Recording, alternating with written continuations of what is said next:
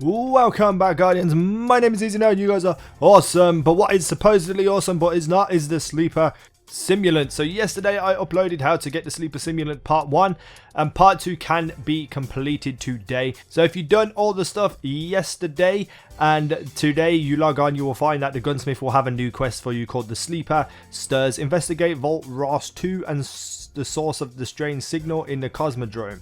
So it's making you look like you're going back to look at Rasputin, but it's not. It's actually a quest to go to the Fallen Saber Strike, and it's a little bit more difficult than it usually is. You can match with random people as well as going with a fire team. The strike is actually really easy, and once you have finished, you get a Sleeper Simulant weapon frame. So once you have that, you need to take it back to the gunsmith, and when you get there, he will give you the Sleeper Simulants. Right.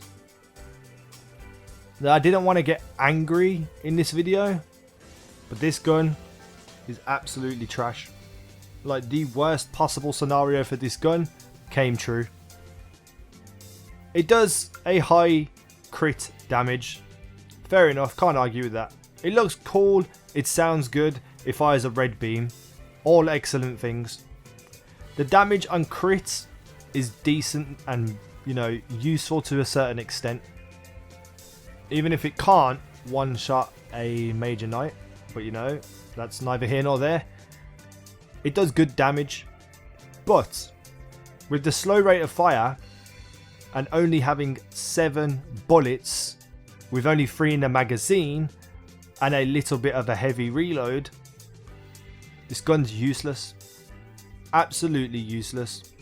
There is a perk to speed up the reload, which makes it a little bit better, but not really that major of a difference.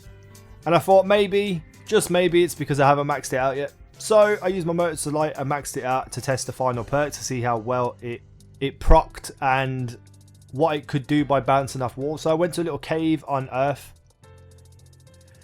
Now, it can bounce up to 5 times off hard surfaces, but only if it's at an angle where it can ricochet.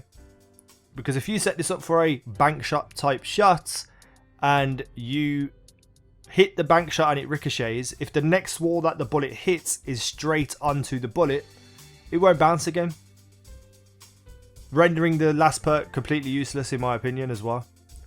Now, the only thing I can see this being good for is when it does ricochet properly, it will do a lot of damage, but also it has the capability to do collaterals. But it's just not worth it. It is just not worth losing the exotic slot over. I'd rather use the Touch of Malice. I'd rather use the exotic sword. I'd rather use the Chaperone, and I hate shotguns. There is a better gun in every slot, exotic and legendary, that is much more useful than this gun.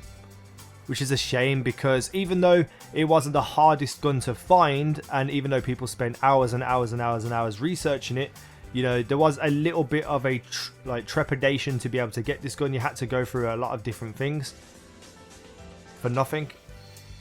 But that's just my opinion on it. Let me know what you think in the comment section below. Hit the like button if you wish to. Subscribe if you haven't already. And I will see you in the next video.